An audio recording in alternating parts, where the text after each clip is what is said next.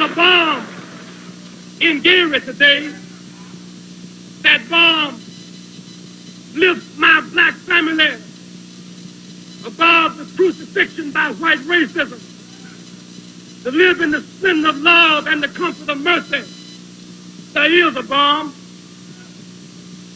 that reaches down into the windows of my soul and assures me that one day black men will sit in seats of power, rule with a sense of compassionate love. There is a bomb in Gary today, in Newark, in Fayette, in Richmond, in Pontiac, in Jackson, from the ashes of race hate, from corruption and economic decadence. There is a bomb today. That bomb is strong medicine, right down to the herb, right down to the root. It will humanize white politics. There is a bomb. It will radicalize black politics. There is a bomb. We are a mighty nation. There is a bomb. In the name of Nat Turner, Sojourner Truth, Mary McLeod Bethune, Marcus Garvey, Malcolm X, Martin King. What time is it? When we come together, what time is it? When we respect each other, what time is it? When we get our self-confidence, what time is it? When we form our own political party, what time is it?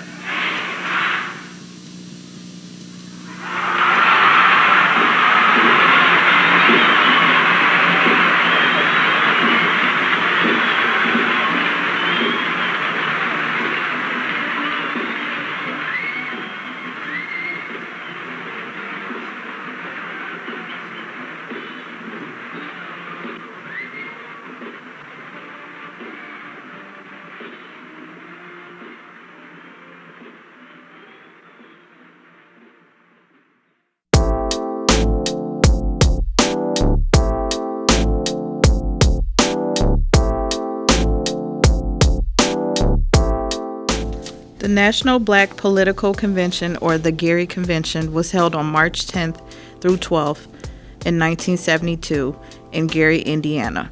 The convention gathered around 10,000 African Americans to discuss and advocate for black communities that undergo significant economic and social crisis.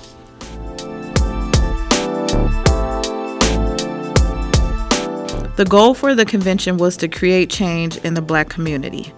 One main objective was to raise the number of black politicians elected to office to increase representation.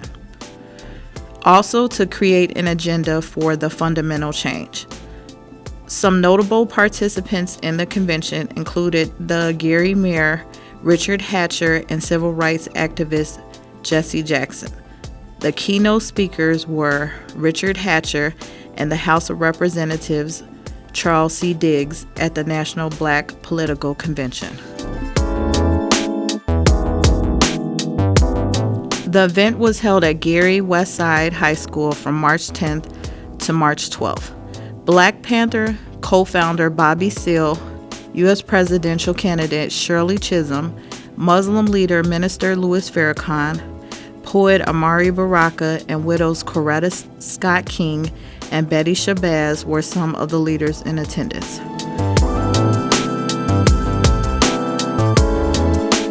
Due to bomb threats and violent acts surrounding the convention, armed civil defense personnel were on hand, and Muhammad Ali served as sergeant at arms during the event. Musicians James Brown and Harry Belafonte were two of the artists who performed during the two-day convention, and comedian Dick Gregory spoke to attendees about the issues of policing and drug access. A national black agenda was proposed during the event, one that included a cohesive black vote and locating black candidates that would support that agenda. The ambitious agenda included numerous issues that needed to be discussed. Several of these issues have resurfaced and continue to be part of the political discussions of other groups.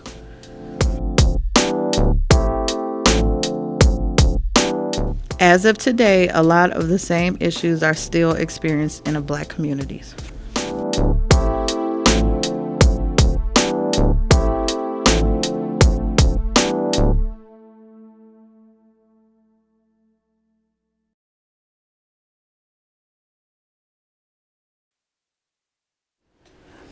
My name is Rachel Orozco, and I want to welcome you to Neighborhood Watch Group number 37, Black Culture Night.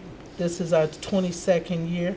We're in partnership with Blue Island Public Library. This year, we're celebrating the 50th anniversary of the Civil Rights Convention.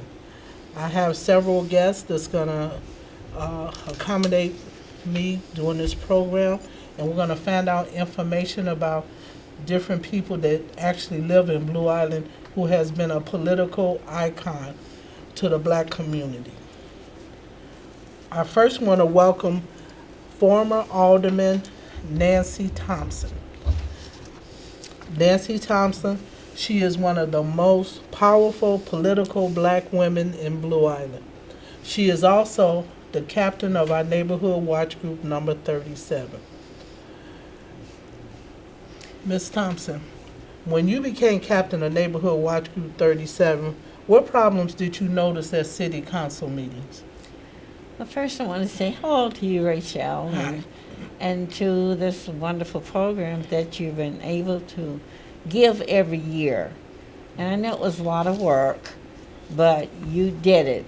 And I'm so grateful to know you and call Same you my here. friend.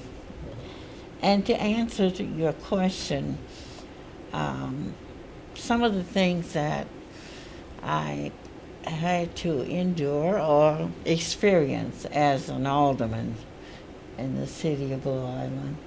When you're a first for anything, there are some obstacles. It was hard at first, but I endured, I endured being the first one. Okay, what political changes Blue Island did you make happen?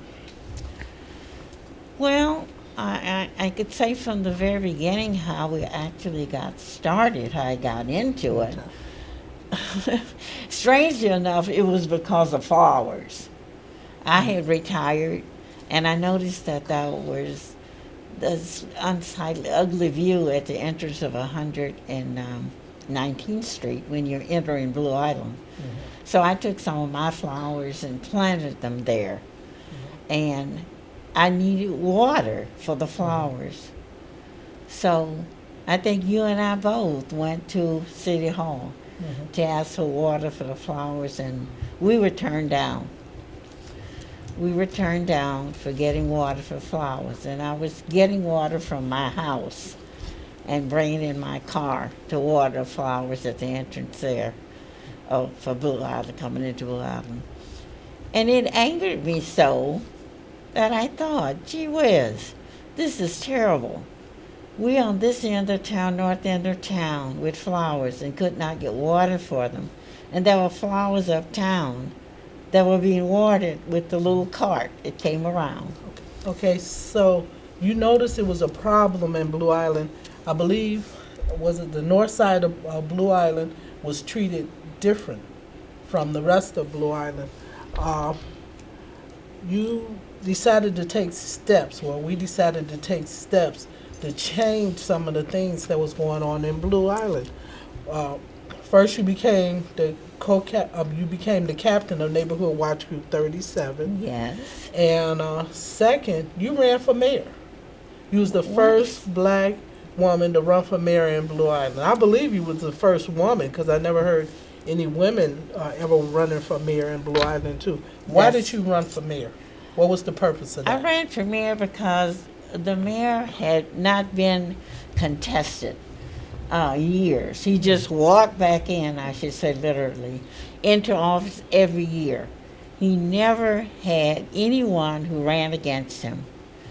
And because of the flower situation, I decided, no, I'm going to challenge you. Even though I knew I wasn't going to win. But I just want to let him know there was someone who's going to challenge him.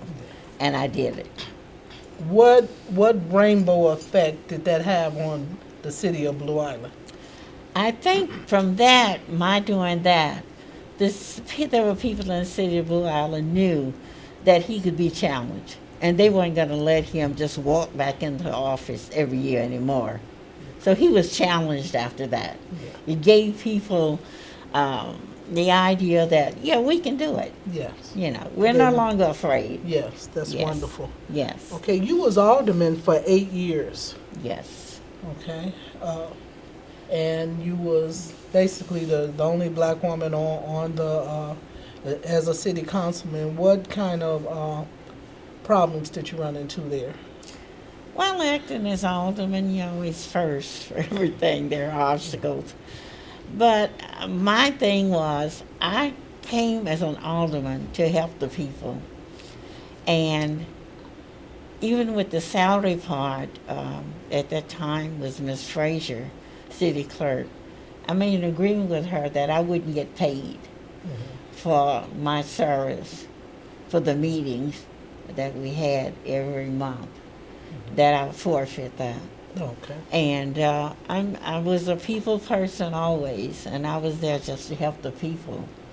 And there were many there who wasn't for that. Okay. And things to help the underdog. I was always for the underdog, you know, and I fought for that. But there was obstacles. Now, you represent the alderman of City of Blue Island. Did you just represent the black race, or who did you represent? I represented everyone, everyone that was in my ward. And they called upon me for something, a problem. I tried to solve it. If I couldn't solve it, I would refer them to a person who could solve the problem. Address some of the issues, civil rights issues, as far as government funding. Well, Example, the flood problem that you had on the north side of Blue Island. well, we had a flood problem, and you were involved with it, Mr. Roscoe, as well as I was. We had a situation that was just terrible on the north end of Blue Island, and we were able to get a grant. How through much was the grant? It was $1.5 million that we got on the north end of Blue Island. And actually, we needed a new sewer system. But then we got something called green infrastructure, Okay. where we had the rain gardens, planted native plants that was supposed to help with the flooding. Yeah. But today, it didn't work very well. Okay. We still have floodings Okay. in the north end of Blue Island. Yeah. Okay. What do you want to see improve in the future of Blue Island? What do you think we need to improve? The future Blue Island, I would like to see more African Americans, Hispanic people who are here. The Hispanic people, they're about 50% Hispanic of this town and 30% probably African American. I would like to see more representation Right. of these group of people in our town, and we don't have it.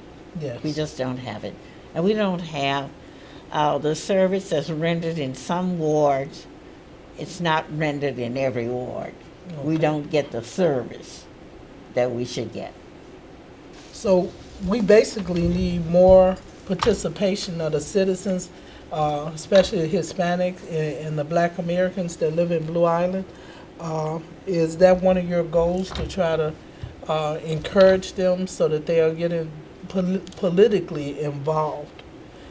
Yes, that would be a wonderful thing if we actually could. But sometimes I think we're kind of in a state of apathy. The younger people today, they see the obstacles that you have to go to be represented in the town, even to run for office. You got to have money Yeah. and support.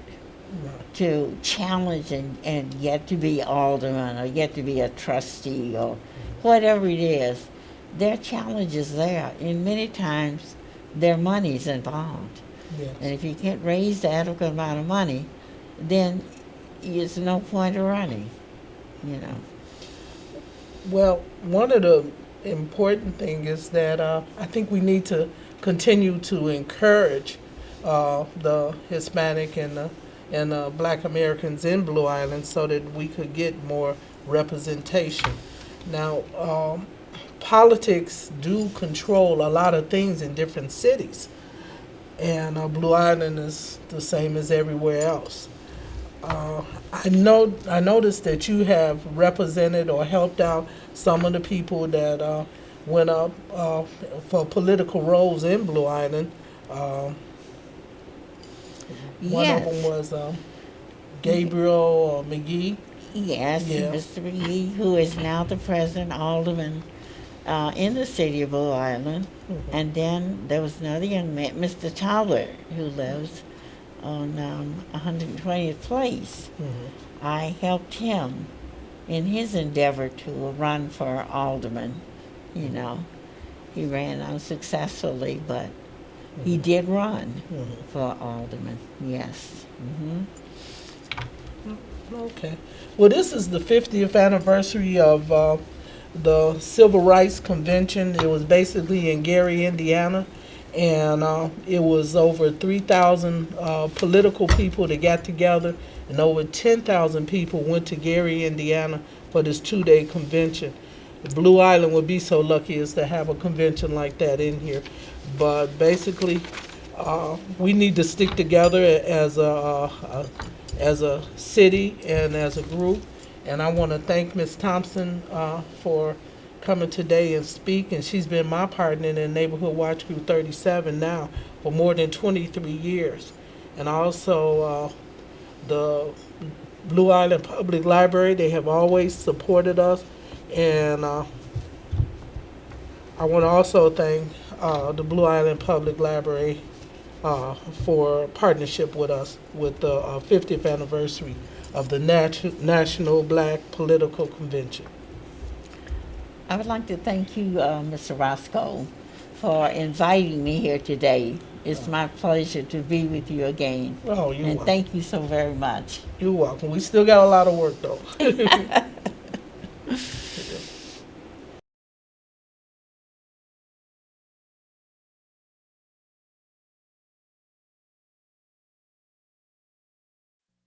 One, two, 1, 2, 3, 4.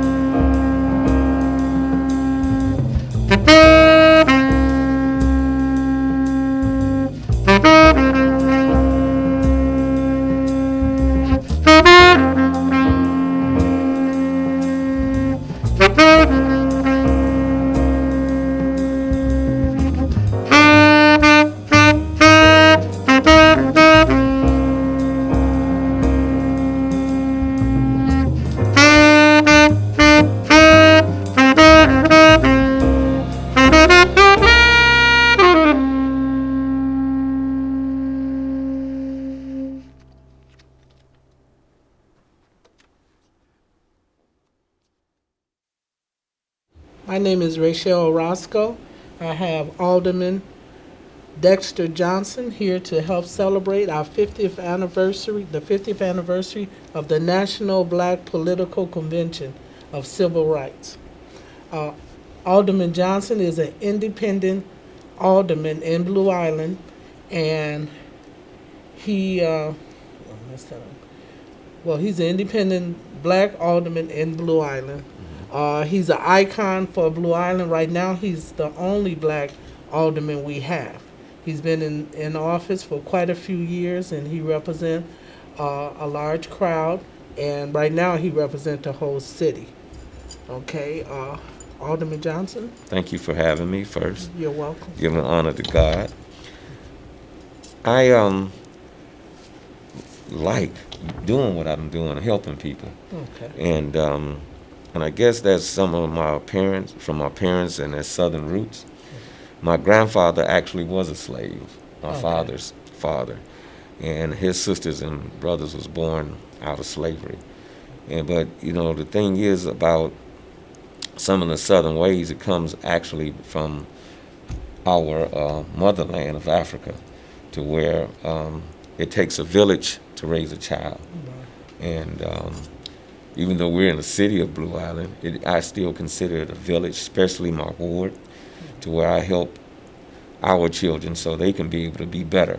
And they can come back, one of them, hopefully, and take over the reins of what I'm doing. And we'll continue to keep it going for our city and our children and our race to flourish. Yeah.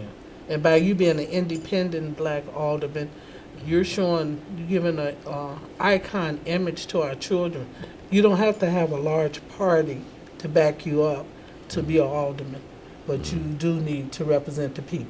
Yes, ma'am. And that's the reason why I ran independent, because I don't want to owe to the table, especially when the ideas don't benefit the citizens and the city of Blue Island. So I actually work for the people, and I don't owe anybody to the table for it. Okay. Now, your particular area, you were saying that it's half Hispanic and basically half black. Well, it's predominantly black, and the Hispanics are actually coming to move. One of my son's best friends is a little Hispanic guy named Junior that's down the street, and they play together all the time, and the parents, and it's like I said, it's a village. Their parents feed my kid, I feed their children, and everybody gets along real well. And we actually have one white lady down there named Miss Rose, and she stays on the corner, and she helps out and picks up trash and things around her corner, and everybody just pitch in and, as a family. Okay, what civil rights in Blue Island that you have accomplished or improved on? Well, a lot of the holidays are now being celebrated, and now we changed Columbus Day into Indigenous People Day, which is celebrated in the city of Blue Island as well. I helped vote that on, as well as having our first black police chief, Mr. King. Yeah. It's a lot of firsts for Blue Island, and that what shows change to me from how it used to be. People are now more open-minded and trying to go forward for us as a people as well. Yeah, we have a lot of good people in Blue Island. We do. So it's it's real easy to socialize with them. What are you doing now to improve civil rights in Blue Island? Well, I'm trying to structure more black contractors here in the city of Blue Island. Education, I think we need to have more black male educators. Yeah. So I'm trying to beat the drum for our STEM programs for the education of our children. Yeah. And pushing the importance of knowledge to them. Yes, that's very important. What would you like to change in the civil rights to improve the quality of life in Blue Island? Whether it's race, sex, religion, housing. What do you think should be? Yes. With Martin Luther King, not only fought for the rights of blacks, but for women and other races as well. Him and Julio Chavez sat down and formed a Farmers Immigration Union that would help the Hispanics as well be accountable in our numbers and to bring their families prosperity as well. And so it's the same thing here in today, that we all need to work together for a common goal. Right. And that's the good of being good people and good people to each other, Right. and bringing back camaraderie in the city of Blue Island. I think we can make this city like one that stands out not only in the state of Illinois but in this country. Yes. I think we have a lot of good people who live in Blue Island. We're one of the most diverse cities it Yes. is. Whereas we're diverse and the majority of the people, we do get along. Mm-hmm. So we just need to put our energy to make this a better city. I have to agree with you with that. Is there anything you want to add to this? I think that we need to have more meetings or things of that nature out of the political realm, even though it's going to take law and things to push the agenda of civil righteousness together. Things, meeting new people as they move in, and making them comfortable. And they're coming with, I think, a table of a younger generation, a middle-aged generation, and an older generation, where we can collaborate mentally in order to touch on things that's going to help everybody. Now, 50 years ago, it was over 3,000 political people and diplomats. They got together and they decided to see what improvements that the civil rights needed. And they met in Gary, excuse me, they ended up meeting in Gary, Indiana.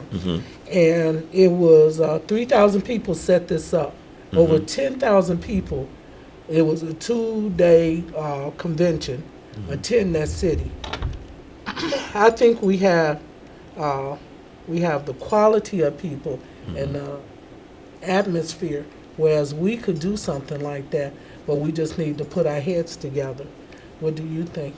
I think so as well, because they had an idea back then in order to push the agenda for positiveness through the communities, through the political portion of it, because that is the portion of law.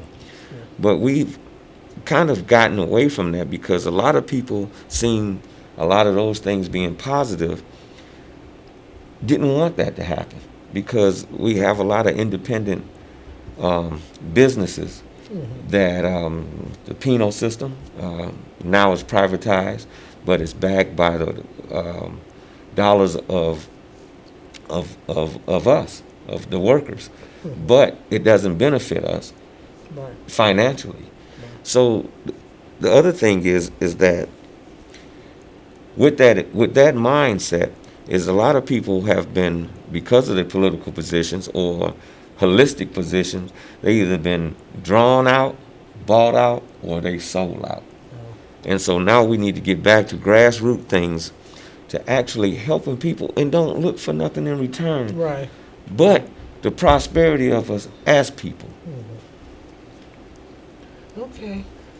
Well, I want to thank you for joining us today, Thank you for Mr. having Alderman. And I want to also thank you for your service. Thank you for being a dedicated alderman. Thank you for being a dedicated citizen, and that's what we need. You know, as far as price, you're priceless. Because there's no price you could pay a person to do what you do. So I want to thank you for being there for us. Thank you for having me. Okay. You're welcome.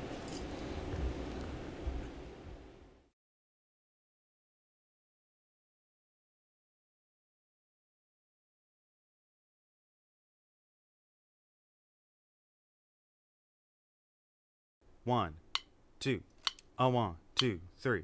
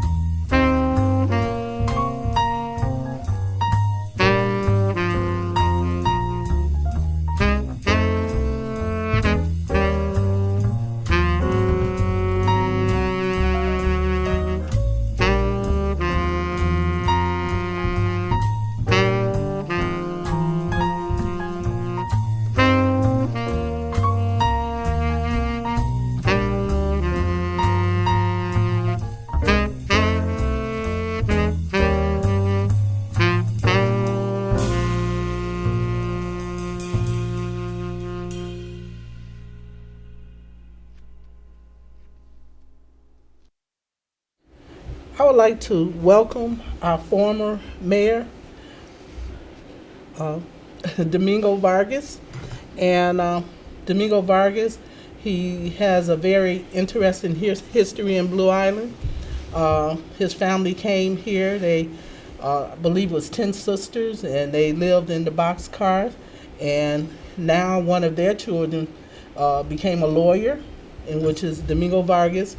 He also became the first Hispanic mayor in Blue Island.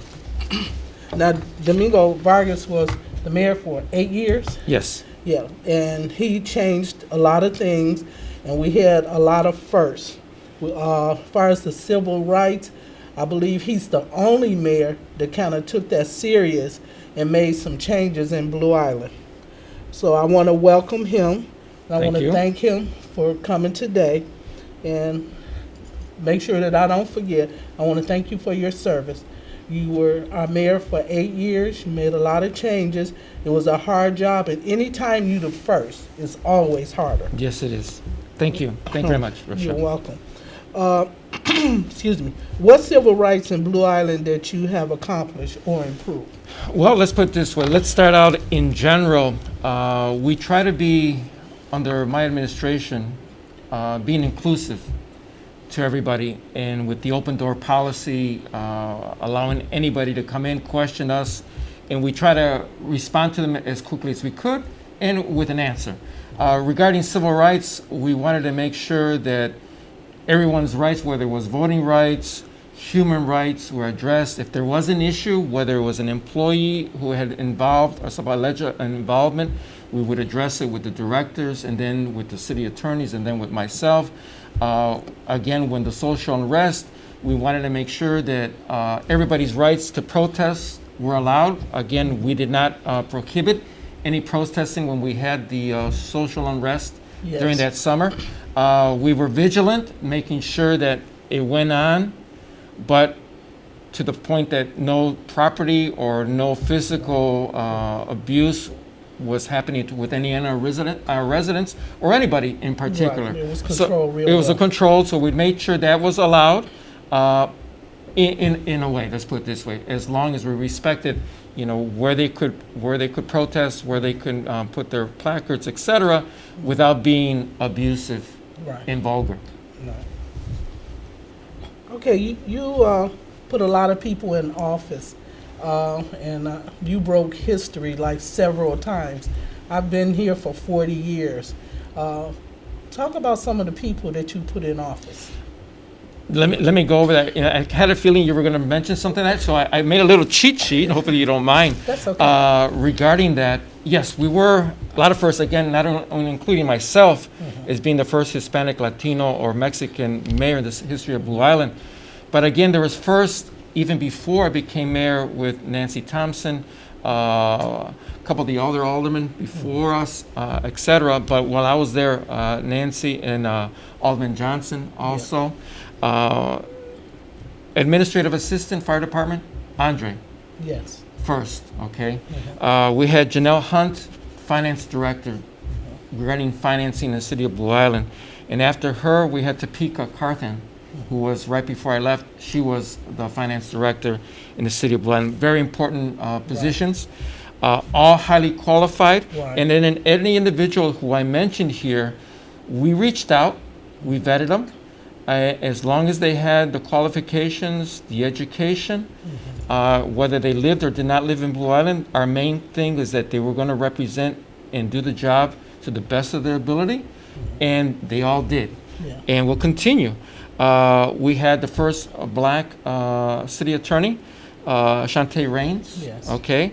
Bob Jackson, our director of the rec center. Once we got the rec center back up and running, Yes. with all that $300,000 plus investment for the community, that Bob, and to this day, I think he's still running it. Yes. And here's the biggest first police chief, Yes. LaSalle King, Yes. in the history of Blue Island.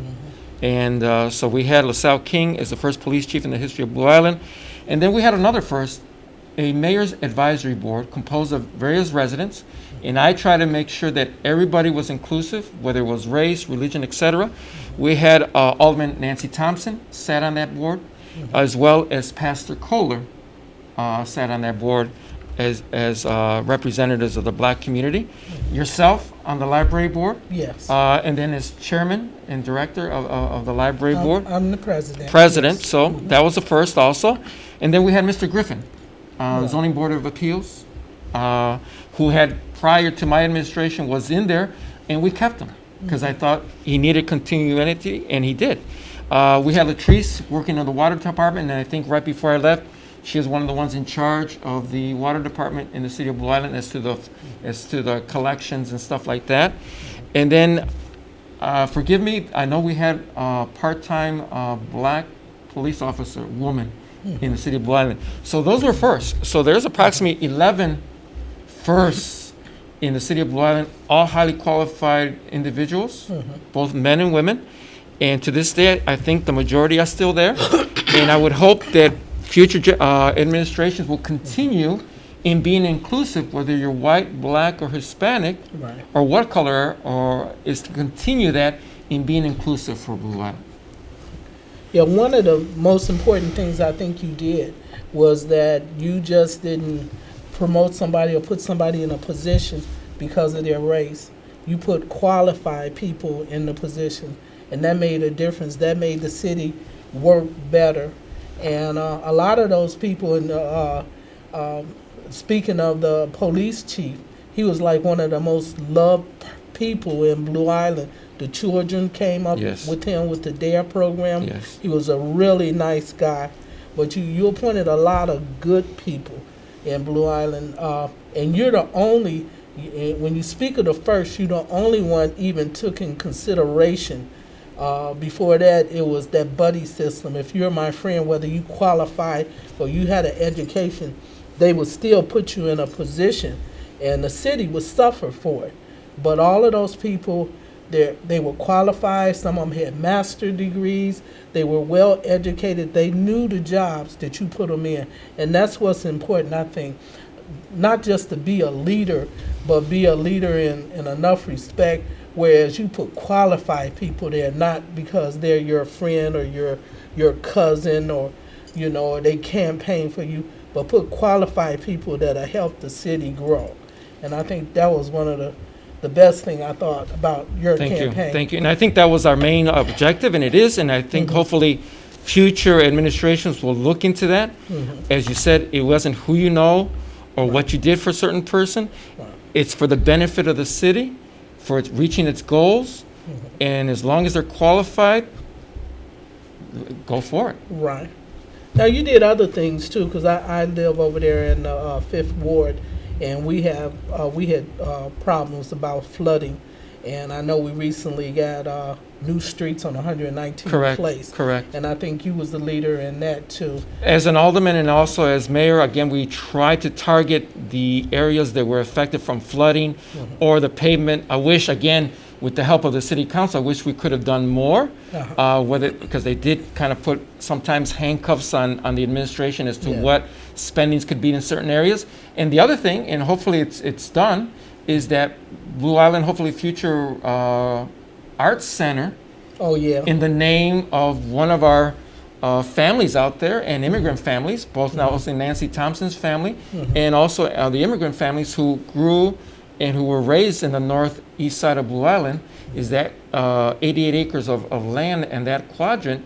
It'd be great for like the Beverly's Arts Center, but we can call it the Blue Islands Arts Center, as well as a shopping center and a recreational area. Now where's that located? I know where it's located. That would be in the corner of 119th and Vincennes, heading east to the Rock Island Main Line, and then heading south to 123rd. So it's a whole square where the frontage from on 119th would be all stores like you would see on the Chicago side, on the north side. Yes. And also like on Vincennes, also frontage would be stores.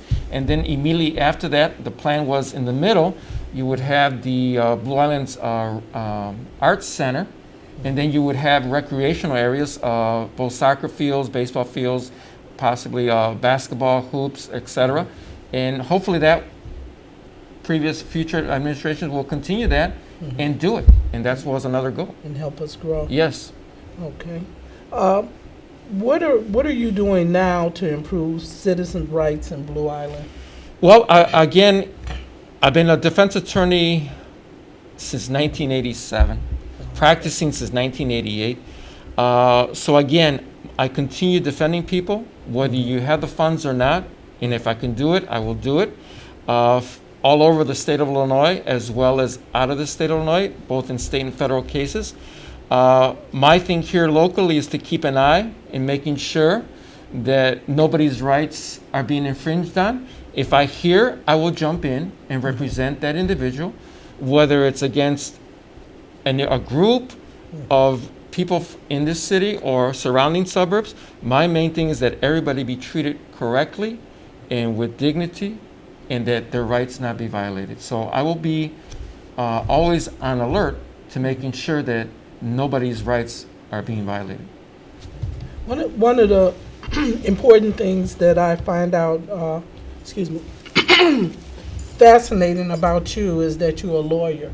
You're a lawyer that came up within Blue Island. How would and education is important to me, how would some young person who want to probably use you as a mentor, how would they contact you? They can contact, and I'll put it on there. I mean, you can call me at 708-916-1629 or at attyvargas@yahoo.com. I'll be honored to mentor, whether it's a young lady, a man, whoever it may be. I've done it before, and I will continue doing to the last breath that I have. It's something that I think, as my late boss, Nicholas DeJean, would say, and Kenny Waters, who's a judge at 26th Street, you pass it on, you pass the baton on. Right. My daughter's in a whole different professional field, so I need to pass my firm on to someone else.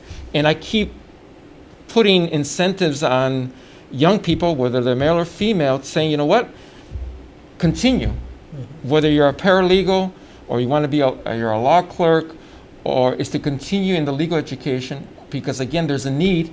I got involved in high school. That's where I think I saw the need for legal representation, especially within the minority community, Right. whether the black community or the brown community, is to become a lawyer.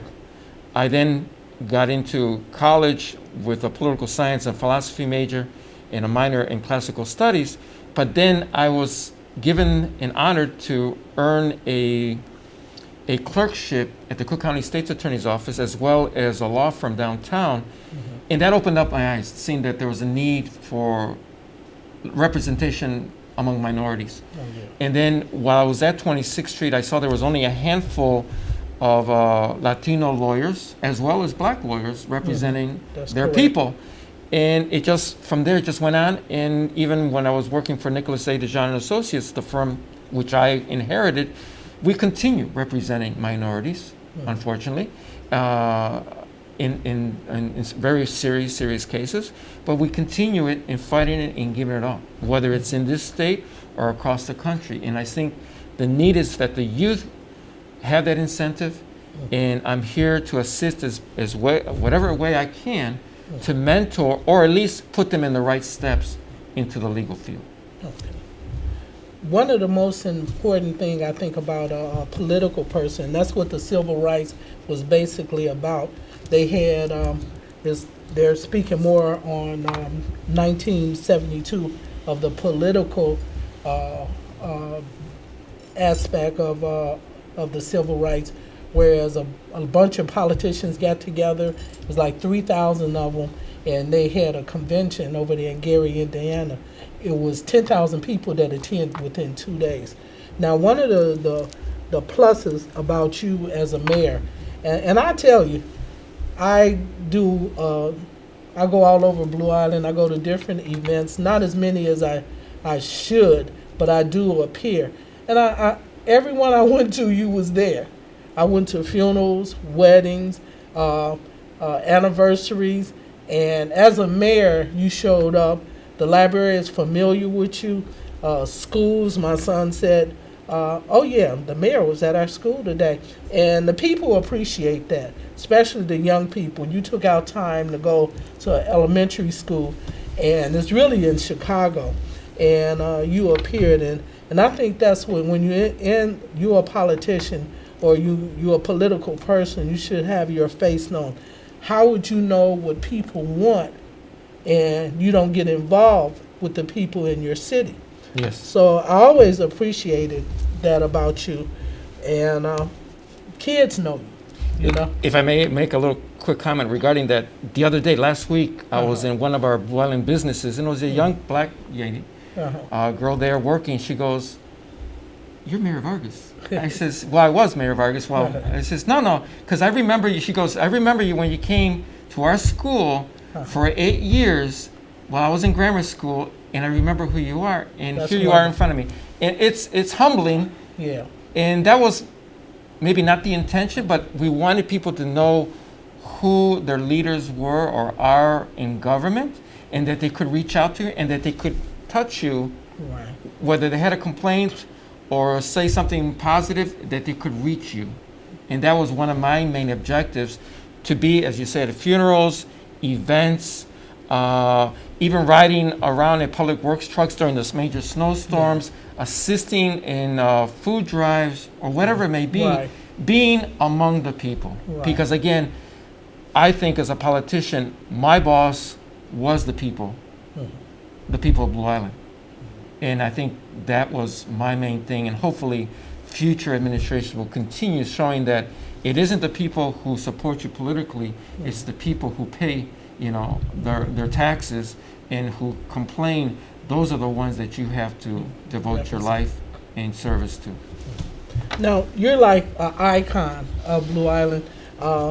Blue Island is basically, 40 to 50% Hispanic? Correct. And we don't have enough Hispanic people to represent the Hispanic community in Blue Island. But you're like an icon, and I think that'll give the children's more hope, like a legacy among Blue Island. Yeah, it can be done. We had a Hispanic mayor. I hope you're not the last. Hopefully Okay? not. Yeah. And hopefully one day there will be the first black mayor, female. And I think it should be around the corner. Yeah. I personally believe so. Yeah. And then, again, there's first of everything. Blue Island had its dark time. Yes, And then we know it. we all know that. A lot of the areas around Blue Island, including Blue Island, had its dark ages, as they want to say. And hopefully those are way behind us and we move forward. And whether people want to accept it or not, the future, we're here. Yes. We're here and we have to move forward. We can't look back. Right. And we got to move forward as one unit, especially during this pandemic time, Yes. that we all have to work together. And whether you believe in God or not, we're God's children and we have to love each other and move forward. Yes. Well, what would you like to change in civil rights to improve the quality of life and the future of Blue Island? More representation. It isn't who you're supporting or who has the biggest war chest to run, but you need someone who's really has the heart in their community, who lives in your community, and who will give it all, no matter what, for the right reasons and for the right goals to enhance and prolong equal justice, equal service amongst all people. Again, whether it's gender, whether it's race, whatever, that needs to be forward. And I think we're seeing that with the youth, but again, both you and me, as well as the people who are or were in leadership, need to convince the youth, Right. especially the techies who are now into all the computers, that isn't all life. You have to touch someone because the technology is putting, I think, people away from each Yes, other. I think so, In too. the one-on-one conversation, we're losing that art. Yes. Yes. Well, that's good. Well, I want to thank you for My coming pleasure. here, Thank taking you. our time to join us. Thank you. You're one of the most interesting people here, so I had to put you in there. I've heard your speech several times about your family, and I know it's a struggle for Black people, a struggle for Hispanic, and we had a meeting here back in November and realized that we're not progressing the way we should, so as we have to stick together as a community so we could start moving forward. Like And you instead of said. going backwards, Right. we need to continue going forwards. As you know, Blue Island in some of its days was segregated, where Black families lived in one area, Right. Mexican families lived in one area, and Caucasian people lived in one area. Right. And what I've seen over the years is that now you can live wherever you want. If you Right. can afford it, you can live and buy a home Right. wherever you want. And we got to continue that and bring more people and more families into Blue Island so that we continue being a melting pot, not only from the south suburbs, but all of Illinois. I believe Blue Island is more diverse than a lot of suburbs. Yes. And we do mingle. My neighbors, I have all different nationalities in my neighbors, and we get along pretty good, and we work together, especially in Watch Group number 37. Yes. We have all And I want to different- compliment Watch Group 37 since I was an alderman, was always in the forefront, always looking out for the rights of its residents, the taxpayers, whether it's social issues, economic issues, watchdogs as to how the city was spending, infrastructure stuff. And again, I pray and hope that future administrations continue doing the investment, especially what we hear with capital improvement funds available, that we will continue doing that. And the things that we put in motion, that they finish them Yeah, for the benefit of all, yeah. not for the benefit of a few. Right, that's the problem. Okay. Well, I want to thank you. Thank you very much. Yes, and A Mayor, pleasure. and thank you for your service. My pleasure. Thank you very much. Yeah.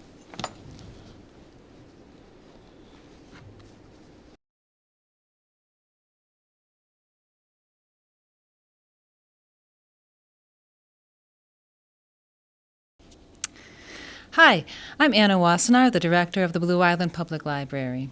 I am so proud that the library is once again able to host Black History and Culture Night for Blue Island. The library has been a part of the Neighborhood Watch Group 37 Black History and Culture Night for many years and consider this event a very important annual cultural event for Blue Island citizens. The library serves as a cultural center for Blue Island residents, and celebrating and informing around Black history and culture with our patrons is something we strive to accomplish year-round. Residents are able to access collections and programs that celebrate Black lives and their contributions, and the library is so proud to once again host this event. Library services have been assisting residents of all backgrounds for many decades. Our technology annex provides one-on-one assistance with a variety of technology services. Patrons may take advantage of expensive software packages, such as Adobe products for digital design work or Pro Tools for music production. The Technology Annex also features a professional recording studio, which doubles as a private study room for patrons needing a quiet place to study or conduct their business. Technology Annex staff are happy to assist patrons with digital memory preservation station, Keep in Touch tablets, a 3D printer, professional poster printer, and a variety of technology troubleshooting expertise. Technology Annex staff offer job training classes, such as Microsoft Office training or Google Suite, and also assistance with library technology. Coming this spring, the Technology Annex will host STEAM exhibits from the American Library Association's STEAM Equity Grant, intended to bring technology education and experiences for teens and tweens in Blue Island. Our Children's Services Department features a wide range of current and award-winning children's literature and literacy materials. Children's Services staff offer arts and crafts activities for families and young children, along with interactive story times in person and online. Children's Services offers access to technology for students working on homework, research projects, or gaming. Our Adult and Teen Services Department offers many culturally enriching and educational programs and activities, including local history, author event visits, arts workshops, and programming with partner organizations such as the Park District or the Chamber of Commerce. Adult and Teen Services curate a library of things, allowing patrons to check out for circulation items that they may not wish to purchase on their own. For example, the Library of Things has a ukulele, a tire compressor, a record player, and several STEAM kits. This is an eclectic collection that provides opportunities to try things out and also save patrons some money. Also among the collection are board games and an extensive collection of graphic novels for teens and young adults. Adult Services offers access to a wide array of electronic databases for research, such as Novelist for reading recommendations or Ancestry.com for family history. The Adult Services Department also has public computers for quick internet searches and business printing, a scanner, and a copy machine. Adult and Teen Services staff are happy to assist you with all your reference and computer needs. Blue Island has long been a destination for immigrants from Mexico and Latin America, and the library provides exceptional services for this significant population of native Spanish speakers in our community. The library maintains a Spanish language materials collection for young children up to adults, including audiobooks and downloadable materials. Spanish Language Outreach Department features a variety of programs for these constituents. Along with ESL classes, Spanish Language and Outreach shares literacy events in Spanish, bilingual story times, arts and crafts workshops, and cultural celebrations such as the Children's Day or Day of the Dead celebration. Blue Island Public Library strives to tailor our services to patrons and offers many amenities for citizens to take advantage of, such as our conference or meeting rooms available for reservation, our makerspace, which is undergoing an overhaul this spring to create a fresh space for children's programming along with the traditional makerspace programs. Circulation staff will be so pleased to set up library cards for any Blue Island resident to get them started on everything the library has to offer. Visit us at blueislandlibrary.org, also on social media for updates on our programs, events, and collections curated by our professional librarian staff, just for you. Join a book club, work with the friends, and please visit us to participate in all the civic amenities for you at Blue Island Public Library. We hope you enjoy Black Culture Night 2022. Hello, my name is Rachel Orozco. I am the founder of Black Culture Night in Blue Island, Illinois. I am also the president of Blue Island Public Library Trustee Board. This year, 2022, we are celebrating 1972 Civil Rights Convention. I created the Black Culture Night 23 years ago as a way of teaching and reminding everyone about our Black history. The only way the quality of living will change for Black America and other minorities is through education, putting the right people in public office. We need politicians that will fight for our needs and make changes. This is a teamwork effort. We are at the point we must demand an improvement of quality of life of Black Americans and low-income families. I want to thank you for joining us to celebrate 2022 Civil Rights Anniversary. Please share our program with your family and your friends. Please celebrate your Black history experiences on your social media for all of our children to learn. Once again, thank you.